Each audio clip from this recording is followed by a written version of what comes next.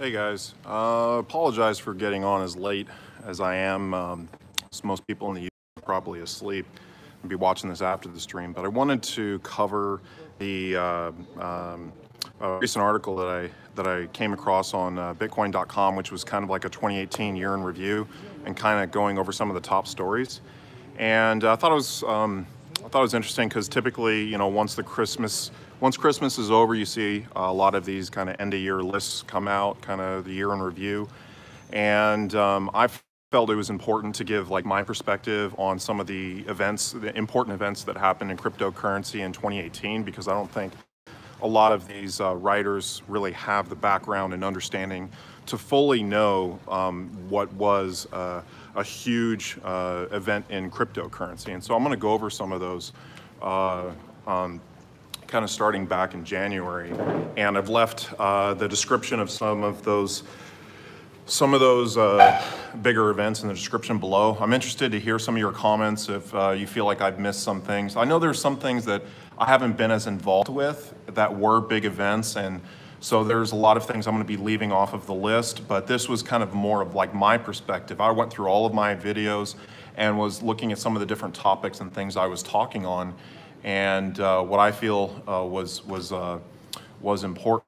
So this was the BitConnect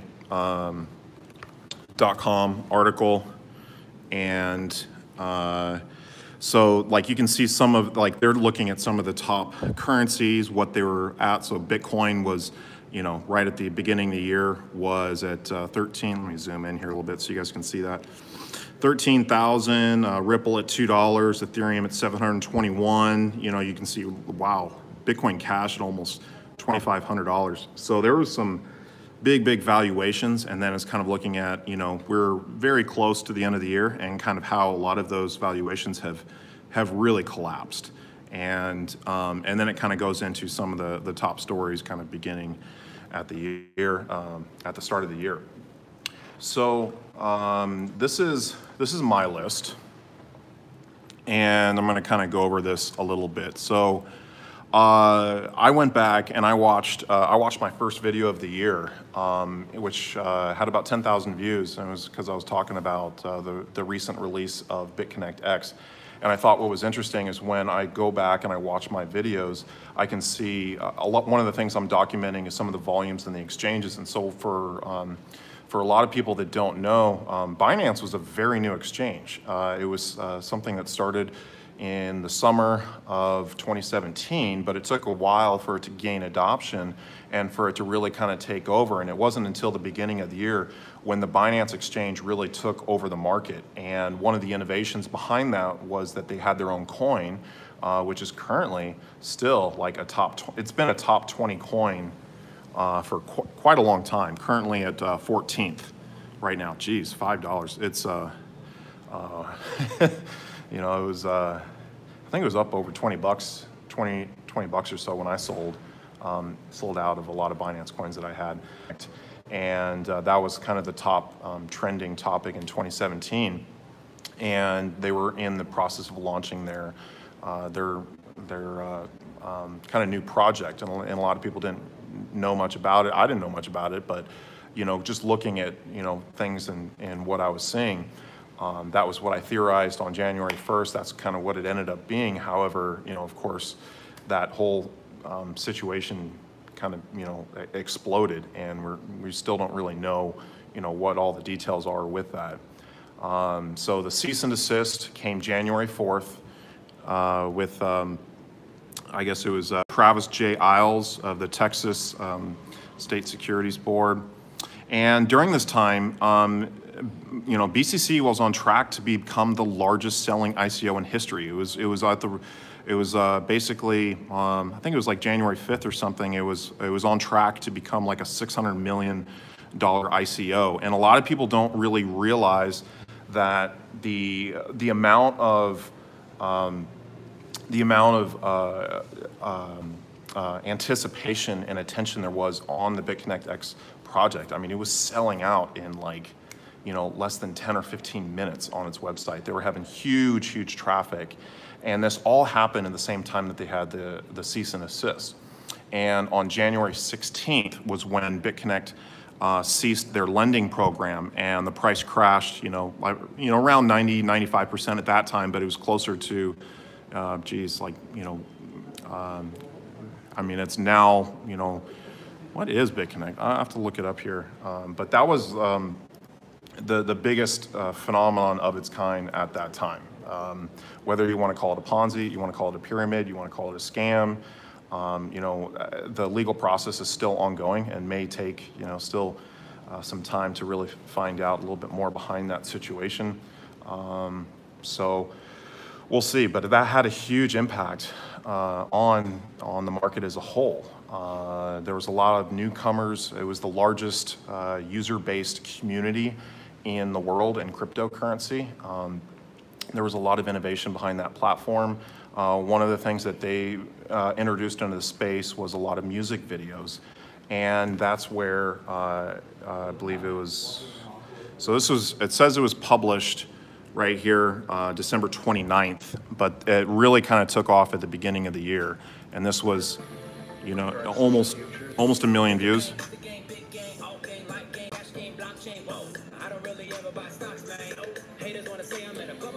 So this became the top viewed crypto video, for 2018. One of the things that I've kind of been looking at is if you're looking at the YouTube space, the top videos in the world are music videos, and it's like not even close. You're seeing videos that people are watching over and over and over again, and they're also kind of watching the entire video as opposed to other YouTube videos that you might skip through or whatnot. So those tend to be the ones that have the most user adoption right now in the YouTube space.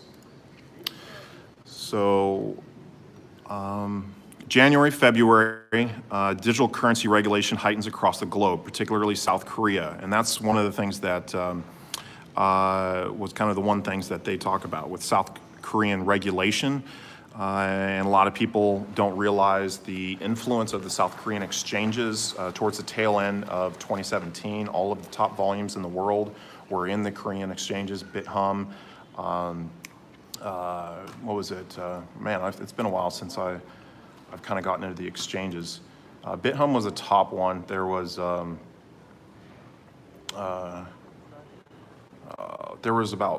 4 or 5 exchanges that really kind of topped out. And so Upbit was another newer exchange. There was, I'm just kind of going down the list here and see if I can recognize the Korean exchanges. But there was at one point on one of my streams where like 4 or 5 of the Korean exchanges were in the top like 7 or 8 positions on CoinMarketCap.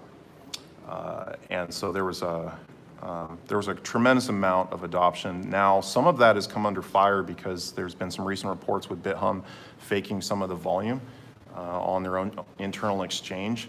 And it was also interesting that when I did that video kind of talking about on January 1st, the Korean-dominated exchanges, 2 days later, there was actually a big thing where was it Coinbean or something, was like #1 in terms of volume on CoinMarketCap, and I did a video. It was like, what is this?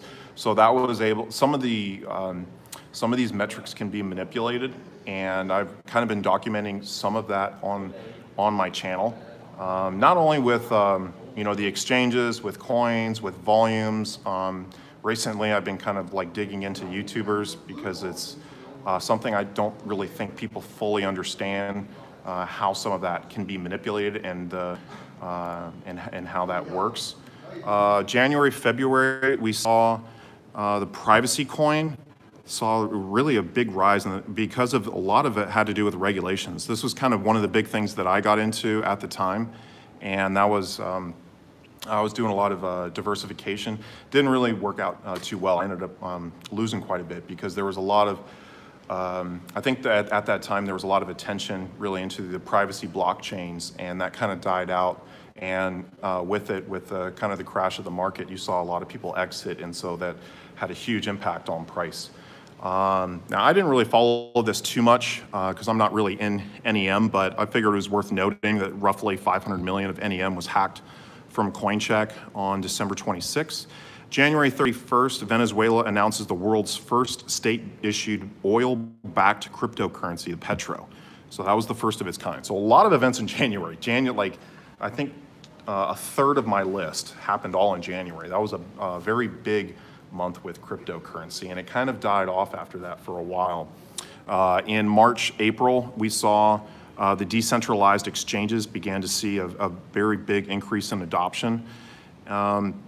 Vitalik came out and publicly vilified Craig Wright on stage at an event, which was kind of a big event because at the time Vitalik, in terms of crypto influence, had the largest following of on his Twitter account in terms of the number of people that are following a crypto influencer. He was tops in the space and came out and really attacked Craig Wright. And so that was kind of, that was kind of a big event. I thought that was you're seeing some of the top people in the space, and also the amount of emotion that was kind of behind that. I thought was really interesting. And later this year, we saw the whole Bitcoin Cash fork and how that really affected the market in November 15th. April. Now, April was kind of when, there was, it had really been March when some of this started, but proof of week hands, and it began to see mass adoption. And the reason I kind of say mass adoption is because we were seeing this worldwide. So the smart contract had already been around for quite a while. I believe it was February or so when it launched. There was, a lot of people that were in, some of the lending platforms like early in the year that had crashed, and you saw a lot of those types get into the, or people that had been promoting, or not really promoting, but just really talking about or kind of documenting some of these smart contracts. But mass adoption really began with proof of week hands. We saw a lot of clones. Just the Ethereum smart contract space really started to gain a lot of momentum and attention. This was not something that we really saw, in 2017. So this was kind of a shift away from Bitcoin, and it was something that was really interesting. And then late April, there was rumors of the groundbreaking FOMO 3D project. And some of this was released in Discord, details and that sort of thing. But there was also a lot of smart contract clone adoption, and we saw a lot of new contracts coming into the space, hourglass contracts in the same style as proof of week hands. None surpassed the valuation or even came close to proof of week hands valuation, so it was still the number one contract of its kind. May 25th, I got into arbitraging, and it was around this time that they listed on CoinExchange. And so, like, my stance has always been that I'm very hesitant to get into ICOs. That was something that was brought up in this cryptocurrency year in review. I think that was kind of one of the next things they were talking about, is just the amount of failure that we had saw. I'm breaking up, okay. Hope the internet's coming in a little bit better. But yeah, this is the ICO failure that we had seen in this period, and that was a big thing that I think we had seen. A lot of the ICOs were in the Ethereum markets. They were kind of ERC20 tokens, which also had a pretty dramatic effect on Ethereum's price later in the year, as a lot of people were kind of getting out or cashing out of some of these newer projects. So let's see here, and go this back. And then on May 27th, Goldman Sachs funded Poloniex started freezing unverified accounts. If you did not do KYC, there was a lot of, this was something that I covered a little bit. So it was kind of the first thing we had seen of its kind where like an exchange is coming in and just having the legal authority to like seize accounts and seize people's funds. So that was a huge event, and something I feel like required some attention, because a lot of the principles behind cryptocurrency are very kind of anarchist or just anti-banking, anti-central banking. And this was the first instance where we had seen central banking funded cryptocurrency entities kind of attacking its users. And so I felt like that was a big event. June 29th, the Supreme Court denied Ross Albright's request for kind of a re-examination. There was a lot of corruption that was in that case. Of course, for those of you guys that don't know a whole lot about that situation, Ross Albright was one of kind of the main organizers behind the Silk Road. Unfortunately, he was the one that had the most severe sentence behind that, and there was a lot of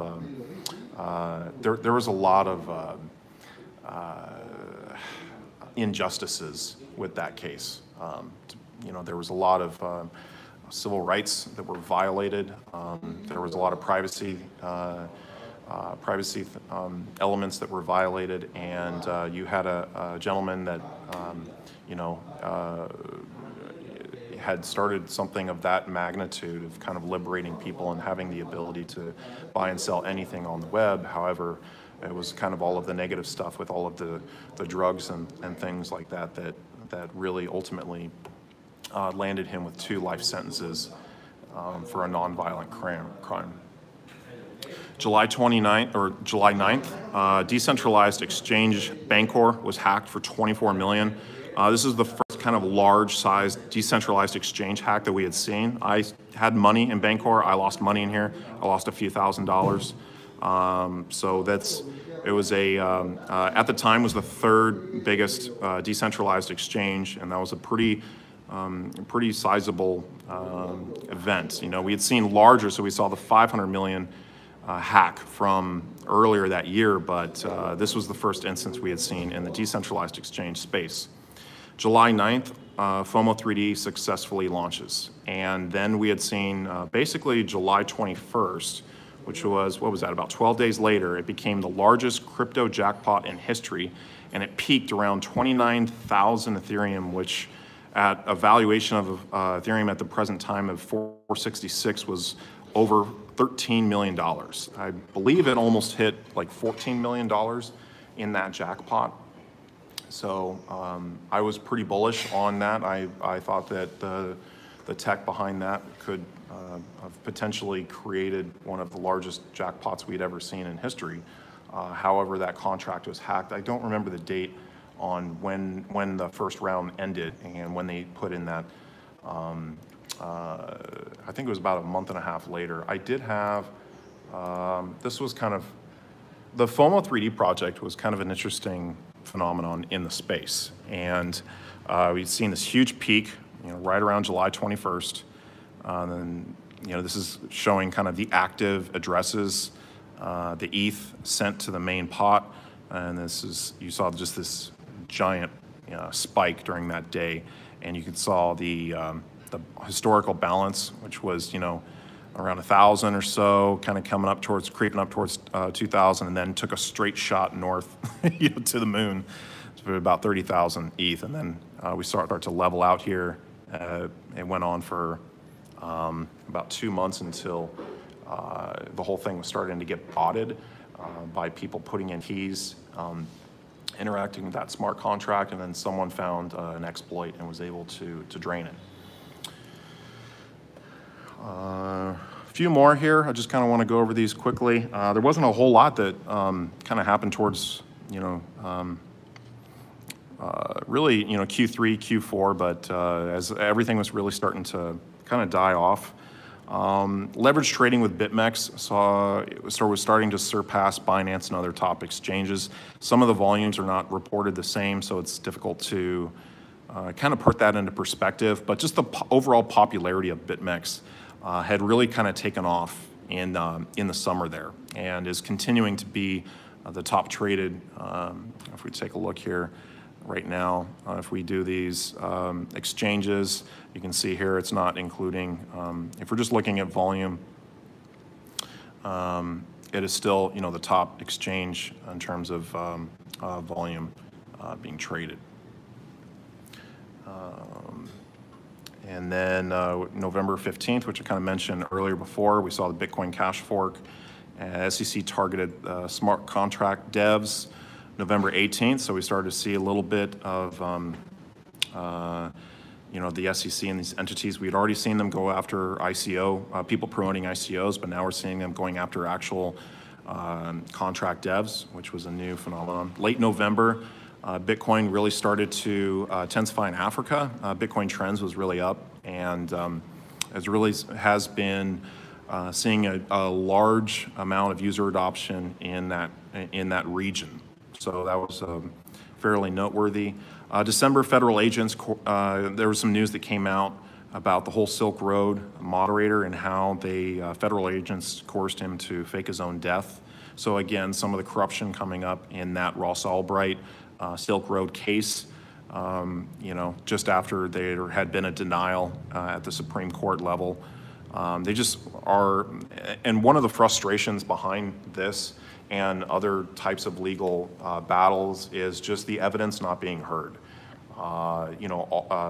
The judge of that case blocked a lot of information that should have been heard on the handling of that case, the corruption behind that case. All of that was blocked, and it was just, people that were involved with this were just completely railroaded. So it's been something I'm following. I'm sure that there's going to be some, perhaps some more developments with this in the future. Maybe we'll see some larger news of that in 2019. December 15th, we saw potential market bottom at 100 billion. We've seen it start to come back up, and let's see here, like currently the market cap's at 131. If we don't see another dip, we may see that as the bottom. So arbitraging launches the internal block exchange the next day. So this was a newer phenomenon. There's been some controversy, some animosity behind that, but the idea behind the block exchange, one of the reasons why I think this is a very interesting element of innovation in the cryptocurrency space is the coding abilities behind having some set prices in that particular exchange. So this is going to have some developments with decentralized exchanges that are interacting with a smart contract. The coding abilities behind setting something up where you don't have something as super dynamic as, say, BitMEX, where you're having just a tremendous amount of money, fluctuating up and down.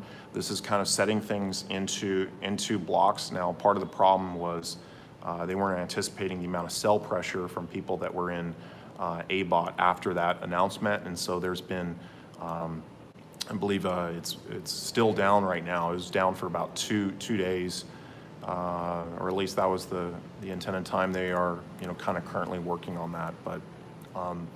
And there's also, December 21st, the soft launch of Coin Lotto, worldwide daily live crypto lottery. And that was something that's a project that I've been involved with, and I see a lot of potential behind that to bring in potential to be one of the top cryptocurrency projects of 2019.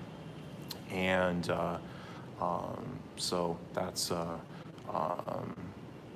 something I guess we'll see a lot more news behind in January. Let me check on the chat a little bit. Who's behind Coin Lotto? There's a large group of private investors, and there's I don't have a lot of the information behind the the investors. There's been some theories that have been thrown out there. I'm not really gonna reiterate some of those because I don't know the truth behind some of those. There's a lot of arbitraging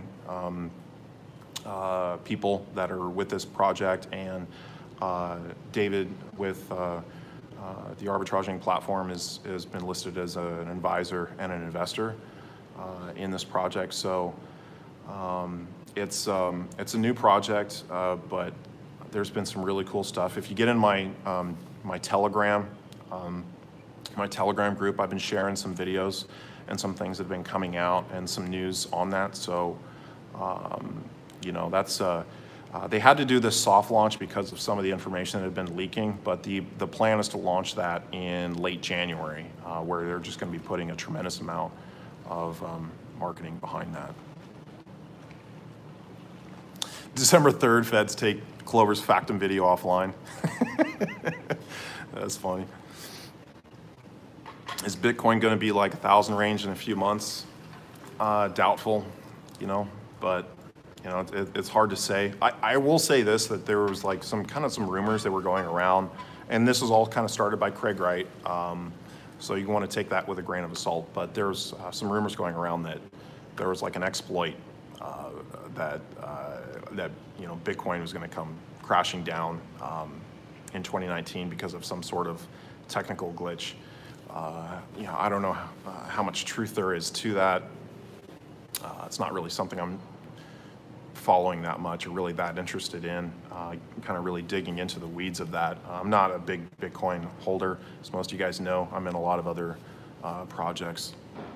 Yeah, 1 million a week marketing budget for Coin Lotto. I've shown you guys the machines. I've shown you guys the office that they are, the studio and everything that they're building out there. This is a big project. There's tens of millions of dollars behind this project, and I'm going to be going into China and focusing on user adoption there because that's the second biggest market in terms of lottery sales worldwide. And if you're looking at the amount of lottery sales that we see worldwide, it's a huge market. So the ease of use, the transparency behind this project, it has the potential to be the most transparent cryptocurrency project in history. Just the way the balls are done, going into the mixing machine, coming out, you know, had you purchased a ticket, you know, with those winning numbers, and then the data bunker company, kind of a third-party company that's handling the transfer of those private keys. It's like, this is going to be done. This is going to be a whole new standard, and so like I've been following the innovation. I see that as a very innovative project, and so I'm very interested to really pursue that and get more involved in that project. But I'll answer a few more questions. Yeah, sorry if I'm on a little bit late. It took me a while to put all this stuff together, so I'm trying to get trying to get some of my things a little bit more prepared earlier in the day. But I've been kind of putting this together for quite a while. I guess I need to make a music video. Any idea what the price per ticket is going to be on the Coin Lotto? I think they're going to be like around $1 is kind of the target price point. They also have the free lottery, so you're gonna have a free lottery that you're gonna have the chance to win $1 million. So cool stuff. Ripple, yeah, I didn't really talk much about Ripple. Ripple is kind of very anti some of the decentralized nature of cryptocurrency, you know, philosophies and principles, but it is the #2 cryptocurrency in the market cap, and has the potential to overtake Bitcoin and become the largest valued cryptocurrency project. So I'm holding some Ripple. There's been a lot of developments behind that. I think one of the big things is user adoption. I think that's really one of the big things that comes down to it. Now with Ripple, they're going to be offering more services and user adoption to bank-friendly entities, and so that's why it has a lot of potential if you start to see some big money moving into that project. I think ETH takes back #2 in 2019. Yeah, I feel like, you know, there was the Casper fork that was supposed to happen. I don't really fully understand you know, how that's going to work. You know, where they're moving to the proof of stake with Ethereum and how that's going to improve things. But the system has been getting bottlenecked, and so we've been seeing the need for some other projects like I think like if we get into Dap Radar, which has also been like the something that really has gotten a lot more attention in 2018. is the decentralized application space. But we can see like Ethereum, EOS, and Tron, these kind of three right now. But if we go into Ethereum, like the user adoption is just way down. And that's interesting. We don't have a single project over 1,000 daily active users. IDEX, which has traditionally been #1 for the majority of the year, had higher numbers, but some of that was faked because some of the, well, not faked, but there was bots on that decentralized platform that were seeing that. But if we move into some of the other projects, like there's a lot more adoption behind EOS. There's a lot more adoption behind Tron. And so we're starting to see more adoption in these like blockchain 3.0 projects. So they do have the potential to do more intensive,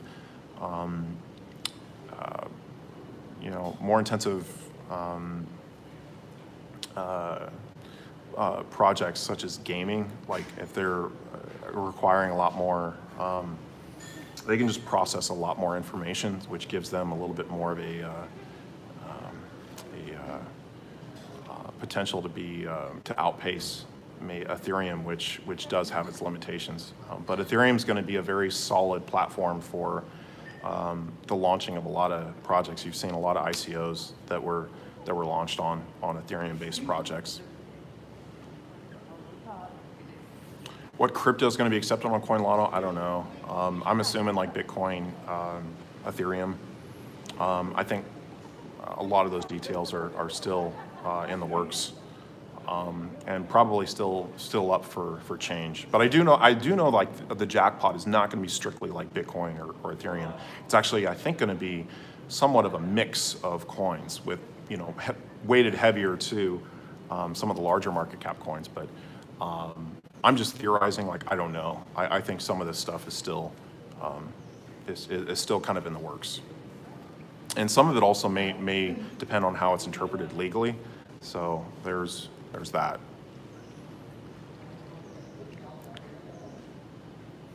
But I guess that's it. I'll give you guys a little bit of a tour. I guess the stream's been breaking up a little bit, so if I try to move the camera, maybe not as fast, I think it does a little bit better.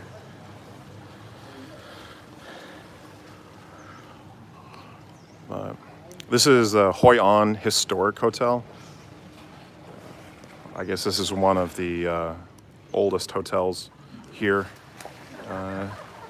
in Hoi An. But beautiful little place. They do like cooking classes and some different events. All right, guys, that's it for me today. Be sure to leave me your comments and thoughts below. Might have to add a few more events to the list.